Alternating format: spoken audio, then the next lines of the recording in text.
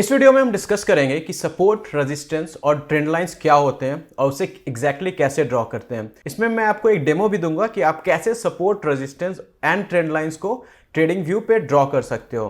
तो hi there, मेरा नाम है कृतिश और ट्रेड ब्रेन्स के यूट्यूब चैनल में आपका स्वागत है। सबसे पहले अगर आप इस चैनल को पहली बार विजिट कर रहे हो तो प्लीज़ हमें सब्सक्राइब कर लीजिए।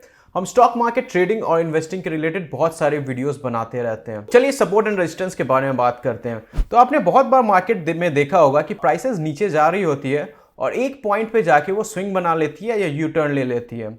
दोबारा प्राइसेस अगर सेम पॉइंट पे जाता है तो दूसरी बार भी वो उस पॉइंट को नहीं तोड़ पाती है और उसी पॉइंट से अगेन टर्न अराउंड ले लेती है। तो ऐसे पॉइंट पे जहां पे मार्केट नीचे नहीं ब्रेक कर पाती है और जहां से अगेन सेम फ्लो में चली जाती है, उसे हम सपोर्ट बोलते हैं। तो आपको मार्केट में बहुत सारे फेनोमेनन्स मिलेंगे और अगर आप एक लॉन्ग पोजीशन ले रहे हो, मतलब अगर आप बुलिश हो, तो मे बी सपोर्ट के पास एक अच्छा बाय पॉइंट मिल जाता है। हम चार्ट में एग्जैक्टली डिस्कस भी करेंगे कि ये कैसे ड्रॉ करते हैं। सिमिलरली बहुत बार ऐसे भी होता है कि मार्केट ऊपर जाता है पर एक पॉइंट पे जाके वो टर्न ले लेता है। हो सकता है कि वो दूसरी बार अगेन वहां पे ट्राई करे और अगेन वो नहीं तोड़ पाए, तो ऐसे पॉइंट को हम रेजिस्टेंस बोलते हैं। तो स्टॉक मार्केट में सपोर्ट एंड रेजिस्टेंस बहुत ही इंपॉर्टेंट पॉइंट होती है। सपोर्ट ऐसे पॉइंट होते हैं जहां पे बायर्स एक्टिवेट हो सकते हैं। पिछली बार यहां पे मार्केट आया और वो टर्न अराउंड ले लिया, प्राइसेस ऊपर चला गया। दूसरी बार अगेन जब उस पॉइंट पे आता है तो अगेन बायर्स एक्टिवेट हो जाते हैं। उन्हें लगता है कि एक अच्छी अपॉर्चुनिटी है कि यहाँ से मार्केट ऊपर ले जाए या फिर वो एंट्री पोजीशन बना सके। ऑन द अदर हैंड जब ऊपर में आप देखोगे तो ये रेजिस्टेंस पॉइंट होती है। तो रेजिस्टेंस पॉइंट ऐसी पॉइंट होती है जहां से मार्केट ने पहली बार स्विंग लिया होता है अपोजिट डायरेक्शन में, डाउनवर्ड डायरेक्शन में। दूसरी बार अगेन जब उस पॉइंट पे मार्केट पहुंचता है तो वहां पे सेलर्स या फिर अगर आप शॉर्ट पोजीशन बनाना चाहो तो बना सकते हो। तो जब भी आप ट्रेड करते हो तो सपोर्ट एंड रेजिस्टेंस एक बहुत इंपॉर्टेंट पॉइंट होता है जो आपको देखना होता है, क्योंकि जब भी आप अपना टारगेट डिफाइन कर रहे हो कि मार्केट की अगर आपने कहीं एंट्री बनाया और प्राइसेस कहां तक जा सकता है, तो वो आप सपोर्ट एंड रेजिस्टेंस इसमें बहुत ज़्यादा हेल्प करता है। फॉर एग्जाम्पल अगर आपने इस पॉइंट पे एंट्री बनाया है, यहाँ पे आपकी एंट्री पॉइंट है, तो मे बी रेजिस्टेंस पॉइंट तक जाना एक अच्छा टारगेट पॉइंट हो सकता है। जब भी आप ट्रेड में ले रहे हो तो मे बी आप वहाँ तक टारगेट कर सकते हो। और एक और इंपॉर्टेंट पार्ट ये होता है कि अगर ये प्राइसेस मार्केट तोड़ देता है, लेट्स से कि सेलर्स बहुत ज़्यादा एक्टिवेट है एंड इवन आफ्टर इस प्राइस पे भी बायर्स वहाँ पे कंट्रोल नहीं कर पाए, तो उसके बाद बहुत बार हो सकता है कि मार्केट नीचे चला जाए। तो ऐसे सिनेरियो में अगर वो मार्केट ऊपर जाता है तो ये रेजिस्टेंस बन जाता है। एक बार अगर ये ब्रेक हो गया ये पॉइंट, तो उसके बाद दूसरी बार जाके वो वही सेम पॉइंट रेजिस्टेंस की तरह काम करता है और ऐसे सिनेरियो में मार्केट दूसरी सपोर्ट लेवल को ट्राई करने का फाइंड करता है कि उसके नीचे और कौन सा सपोर्ट है। लेट्स से मार्केट 100 रुपये से गिर रहा था, 100 रुपये से 80 रुपीज़ पे आया जो एक अच्छा सपोर्ट था। वहाँ पे 2-3 बार उसने ट्राई किया, नहीं तोड़ पाया, पर फाइनली उसने तोड़ दिया। तो फिर वो next level of support try करता है फाइंड करने की, जहाँ से मार्केट ने पहले स्विंग लिया हुआ है या फिर जहाँ से रिटर्न हो सकता है। तो ये कुछ भी प्राइस हो सकता है, 60, 70, 80 based on the historical price.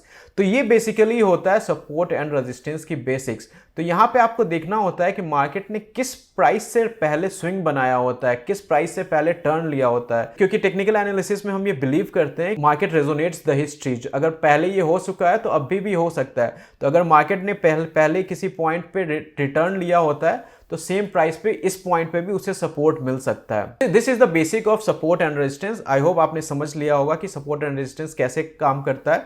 मैं कुछ और भी आपको समझा देता हूं कि हमेशा जरूरी नहीं है कि support and resistance horizontal line में हो। बहुत बार ऐसे भी हो सकता है कि मार्केट चैनल्स में मूव कर रहा होता है कि लेट्स से अप ट्रेंड में है, बट अगेन यहाँ पे भी आप सपोर्ट एंड रेजिस्टेंस बना सकते हो। ये मार्केट हमेशा इस लाइन में ड्रॉ कर रहा है, नीचे वो जा तो रहा है अप ट्रेंड पे, पर ये जब भी इस लाइन को पे आता है तो वहाँ उसे सपोर्ट मिल जाता है, बायर्स मिल जाते हैं, और ऊपर में जब भी इस लाइन पे आता है तो वहाँ सेलर मिल जाते हैं। तो जब आप ऐसे लाइंस को ड्रॉ करते हो तो इसे आप ट्रेंड लाइंस भी बोल सकते हो, जहाँ आप डिफरेंट ट्रेंड्स को मिला रहे हो। सिमिलरली ये एक अप ट्रेंड है। अगर आप साइडवेज ट्रेंड में देखोगे तो हमने जो पहले ड्रॉ किया था वो एक साइडवेज ट्रेंड था, जहाँ पे नीचे सपोर्ट था और ऊपर रेजिस्टेंस था। Similarly even in down trend भी आपको सपोर्ट एंड रेजिस्टेंस मिल सकता है। अगर मार्केट नीचे जा रहा है पर किसी एक पॉइंट पे जाके वो स्पेसिफिकली सपोर्ट ले लेता है तो आपको वहाँ पे भी सपोर्ट एंड रेजिस्टेंस मिल सकता है। तो overall different trends, up trend, sideways trend या फिर डाउन ट्रेंड, सब में आपको सपोर्ट रेजिस्टेंस मिल सकता है। तो ये था basic support and resistance and trend lines का। अब एग्जैक्टली हम क्या करेंगे कि इसकी डेमो देखेंगे, हम ट्राई करेंगे फाइंड करने की on the trading view platform. तो उसके लिए हम ट्रेडिंग व्यू पे चलते हैं। तो मैंने यहाँ पे ट्रेडिंग व्यू ओपन कर लिया है और लेट्स से मैं बैंक निफ्टी की चार्ट ओपन कर देता हूँ अभी। और मैं इसमें सुपर चार्ट्स ओपन कर लूँगा। अब हम यहाँ पे ट्राई करेंगे सपोर्ट एंड रेजिस्टेंस ड्रॉ करने के और उसे कैसे एग्जैक्टली बनाते हैं चार्ट्स में। तो अगर आपको ट्रेडिंग व्यू की अगर आप ट्रेडिंग व्यू पे नए हो तो मैं आपको एक बेसिक्स बता देता हूँ कि आपको जब भी लाइंस ड्रॉ करना होता है तो आप इस ऑप्शन में जा सकते हो और यहाँ पे हॉरिजॉन्टल लाइन अगर बनाना चाहो तो हॉरिजॉन्टल पे क्लिक कर सकते हो, और अगर आपको ट्रेंड लाइन बनाना है तो आप ट्रेंड लाइन पे सेलेक्ट कर सकते हो। तो अब यहाँ पे मैं एग्जैक्टली डिस्कस करूंगा कि हम कैसे यहाँ पे ट्रेंड लाइन बना सकते हैं। तो अभी मैंने ट्रेडिंग व्यू बैंक निफ्टी की चार्ट ओपन कर लिया और अगर आप यहाँ पे देखो तो मार्केट पहले अप ट्रेंड में था, मार्केट ऊपर जा रहा था, बट जैसे ही वो इस पॉइंट पे पहुंचा, इस लेवल पे, तो वो इसे ब्रेक नहीं कर पाया था और यहाँ पे उसने एक यू टर्न बना के रिटर्न ले लिया, एक स्विंग ले लिया। तो ये पॉइंट एक रेजिस्टेंस की तरह काम करेगा और मार्केट अगेन जब इस लेवल पे आएगा तो वो अगेन एक हर्डल फेस करेगा ब्रेक करने के लिए। तो यहाँ पे इस पॉइंट को आप एक रेजिस्टेंस बोल सकते हो। सिमिलरली अगर आप नीचे देखोगे तो नीचे में मार्केट ने इस पॉइंट पे एक अच्छा स्विंग बनाया था, इस पॉइंट पे जाके एक यू टर्न ले लिया था जो अप्रॉक्स 39,000 लेवल पे है।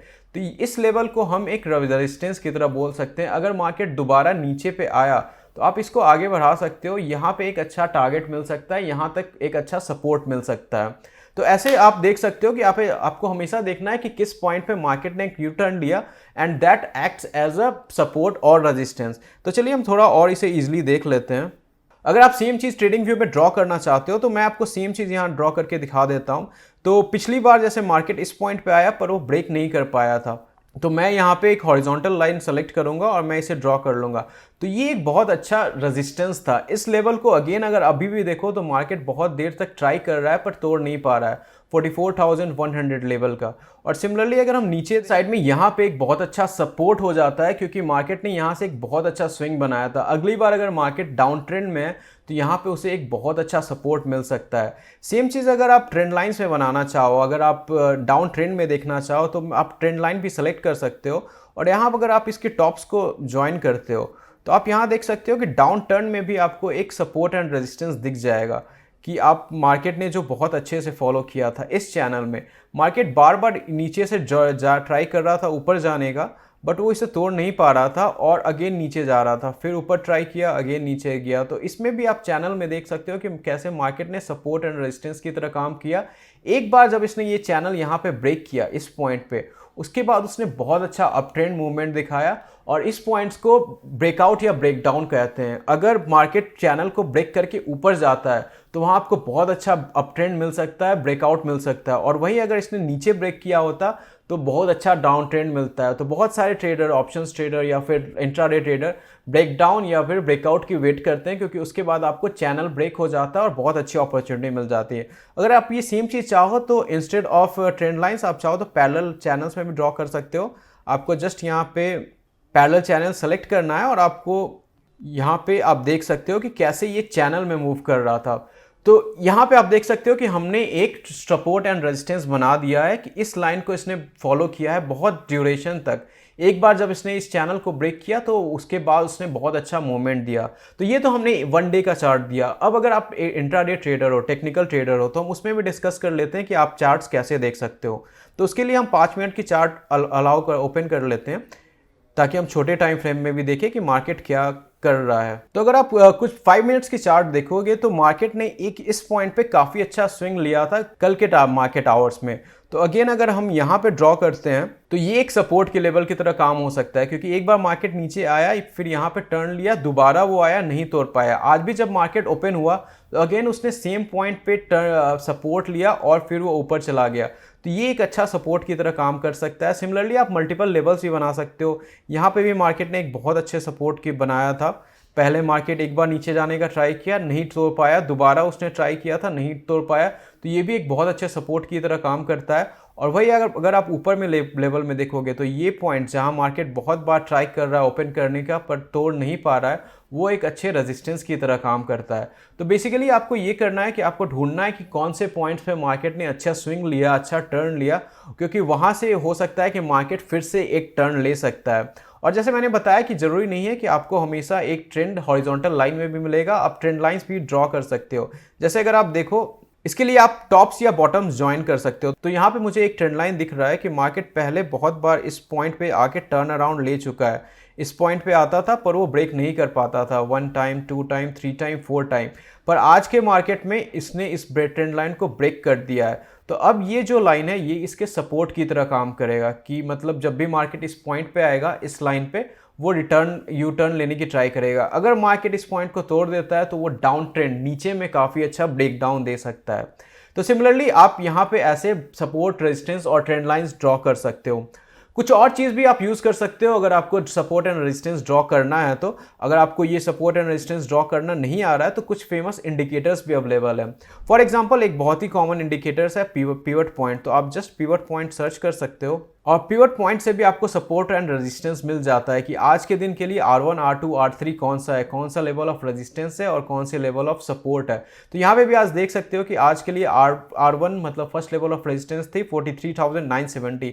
मार्केट यहाँ तक गया, उसे ब्रेक नहीं कर पाया, सस्टेन नहीं किया, नीचे आ गया। दोबारा अगेन उसने ट्राई किया, सस्टेन नहीं किया, नीचे आ गया। तो ये एक अच्छा रेजिस्टेंस लेवल है। सिमिलरली अगर आप पिवट सपोर्ट देखोगे तो ये जो पिवट पॉइंट है वो एक अच्छा सपोर्ट लेवल हो सकता है आज के मार्केट के लिए। तो आप ऐसे ही इंडिकेटर्स की यूज़ कर सकते हो। पिवट पॉइंट के अलावा अगर आप कुछ और भी इंडिकेटर्स यूज़ करना चाहो तो आप मूविंग एवरेजेस यूज़ कर सकते हो। मूविंग एवरेजेस भी एक बहुत अच्छे सपोर्ट एंड रेजिस्टेंस की तरह काम करता है। तो that's all for today. I hope आपको ये वीडियो समझ में आया होगा और आपको सपोर्ट एंड रेजिस्टेंस की बेसिक समझ में आ गई होगी कि ये बेसिकली कैसे काम करता है और इसे आप ट्रेडिंग व्यू में एग्जैक्टली कैसे ड्रॉ करते हो। अगर आपको इसे ड्रॉ करने में और भी कुछ कन्फ्यूज़न है, अगर फिर आपको किसी हेल्प की ज़रूरत है तो आप नीचे कॉमेंट करके हमें पूछ सकते हो। आज के लिए बस इतना ही। अगर आपको ये वीडियो पसंद आया हो तो प्लीज़ हमें लाइक कर दीजिए। This is Kritesh signing off. Thank you for watching.